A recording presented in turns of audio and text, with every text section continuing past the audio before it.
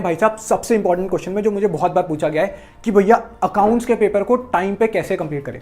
देखो इसके लिए तुम्हें दो ही सिंपल चीजें याद रखनी है। सबसे पहली चीज ये है कि तुम्हें हर एक क्वेश्चन के लिए टाइम लिमिट स्पेसिफाई करनी होगी कि इस क्वेश्चन के लिए मैं सिर्फ इतना ही टाइम देने वाला हूं। मतलब भैया अगर मैंने सोचा है कि इस क्वेश्चन को मैं 12 मिनट में कंप्लीट करूंगा, अगर उससे ज्यादा टाइम लगेगा तो मैं छोड़ दूंगा उस क्वेश्चन को। हाँ छोड़ दोगे, बिकॉज तुम उस एक क्वेश्चन के चक्कर में अपने पूरे अकाउंट्स के पेपर को बर्बाद नहीं करके आओगे। क्योंकि अकाउंटेंसी में यार तुम्हारे पास स्टेप मार्किंग होती है। मतलब मान लो एडमिशन का क्वेश्चन आया है कैपिटल एडजस्टमेंट वाला, तो अगर तुमने सिर्फ रिवैल्यूएशन अकाउंट बना दिया या रिजर्व्स को डिस्ट्रीब्यूट कर दिया और बैलेंस शीट थोड़ी बोरी लिख भी दी ना, तुम ऑलरेडी अपने बहुत सारे मार्क्स सिक्योर करके बैठे हो, इसलिए तुम सारे आगे क्वेश्चंस पहले करोगे। और रही बात कि भैया ऐसे करके तो मेरे एक एक नंबर कटते जाएंगे, एक बार पेपर कंप्लीट हो गया वापस आना फिर उसको कंप्लीट कर लेना। राइट, ये पूरा साइकोलॉजिकल खेल है यार पेपर को अटेम्प्ट करने का, स्पेशली अकाउंट्स के। तुम्हें पता है हुआ क्या था, मैंने अभी कुछ टाइम पहले ना एक इंग्लिश की वीडियो बनाई थी। उसमें मैंने बच्चों को बोला था कि यार तुम ना अनसीन पैसेज को लास्ट में सॉल्व करना, इससे क्या होगा तुम्हारा पेपर स्मूथली कंप्लीट हो जाएगा।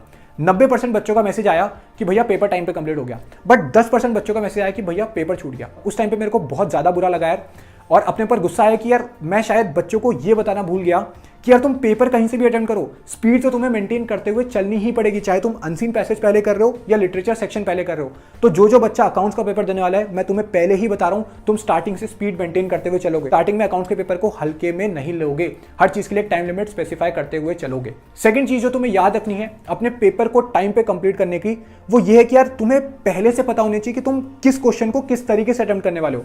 फॉर एग्जाम्पल यार अगर मैं बात करता हूं पार्टनरशिप की, तो उसमें अगर तुम revaluation account, partners capital account, balance sheet एक साथ बनाओगे तो उससे तुम्हारा बहुत ज्यादा टाइम बचेगा। अगर मैं बात करता हूं डिसोल्यूशन ऑफ पार्टनरशिप की, तो अगर उसमें तुम realisation account, partners capital account, bank account और तुम्हारा पार्टनर्स लोन अकाउंट एक साथ बनाओगे तो उससे भी तुम्हारा बहुत ज्यादा टाइम बचेगा। अगर मैं ये शेयर्स वाले क्वेश्चन की बात करता हूं, जो तुम्हारा 6 या 8 मार्क का इंपॉर्टेंट बड़ा वाला क्वेश्चन आता है, उसमें क्वेश्चन करने से पहले हमेशा उसकी एक छोटी सी समरी बनाया करो, इससे भी तुम्हारा बहुत ज्यादा टाइम बचेगा। वो क्वेश्चन तुम्हें बार बार नहीं पढ़ने पड़ेंगे, बिकॉज तुम इसी में कंफ्यूज हो जाओगे, भाई इशूड कितने हैं, सब्सक्राइब कितने हैं, कॉल्स इन एरियर्स कहां पे आ रहा है, कॉल्स इन एडवांस कितने पे आ रहा है, जो फोरफीट करने हैं वो अप्लाइड वाले हैं या अलॉटेड वाले हैं, तुम इसी में बहुत कंफ्यूज रहोगे। एंड मैं तुम्हें यहाँ पे सारी फोटोज लगा दूंगा, मैंने हमेशा उसकी समरी बनाई, उसने मुझे बहुत हेल्प करी यार पेपर को टाइम पे कंप्लीट करने के लिए। अगर मैं बात करता हूँ यहाँ पे अकाउंटिंग रेशियोज की, तो तुम पहले से फ्लो चार्ट बनाओ उसका और सारे रेशियोज को अच्छे से याद करो। इससे दो चीजें होंगी, पहली चीज तुम्हारा टाइम बर्बाद नहीं होगा ये सोचने में कि भैया इसका फॉर्मूला क्या है, दूसरी चीज तुम्हें इसके स्टेप मार्किंग के भी नंबर मिल जाएंगे। याद रखना यार अकाउंटेंसी में ना कभी भी तुम्हारी कॉम्प्लेक्स कैलकुलेशन नहीं आती है, हमेशा बेसिक कैलकुलेशंस आती है। जैसे 10,000, 20,000, 35,000 इन सबको ऐड करने के लिए आती है, लेकिन वो बहुत सारी होती है, इसलिए हम लोग उसमें गलती कर देते हैं।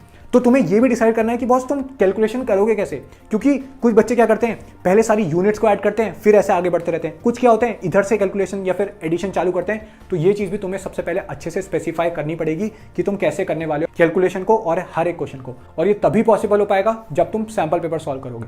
देखो यार एक सेकंड के लिए मैं तुमसे ये बोल देता हूं, तुम सारे थ्योरी सब्जेक्ट पे एक भी सैंपल पेपर सॉल्व मत करो, तुम्हारे फिर भी 100 में से 100 मार्क्स आ जाएंगे। बट अकाउंट्स एकमात्र ऐसा सब्जेक्ट है जिसमें तुम सैंपल पेपर इसलिए सॉल्व नहीं करते हो कि वहां से कोई क्वेश्चन आएगा, बट इसलिए करते हो बिकॉज अकाउंट्स में टाइम मैनेजमेंट बहुत ज्यादा जरूरी है। वरना बच्चे बोलते हैं कि भैया पेपर छूट गया, और जो चीज सबसे ज्यादा चुभती है ना पेपर के बाद, वो यही होता है कि पेपर आने के बाद जब छूट जाए। पूछना इंग्लिश वाले बच्चों से जिनका पेपर छूटा कितना बुरा लगा उनको। तो मैं चाहता हूं यार जो ये वीडियो अकाउंट्स के लिए देख रहा है, तुम्हारा पेपर नहीं छूटना चाहिए, ये चीजें तुम अपने दिमाग में याद रखना।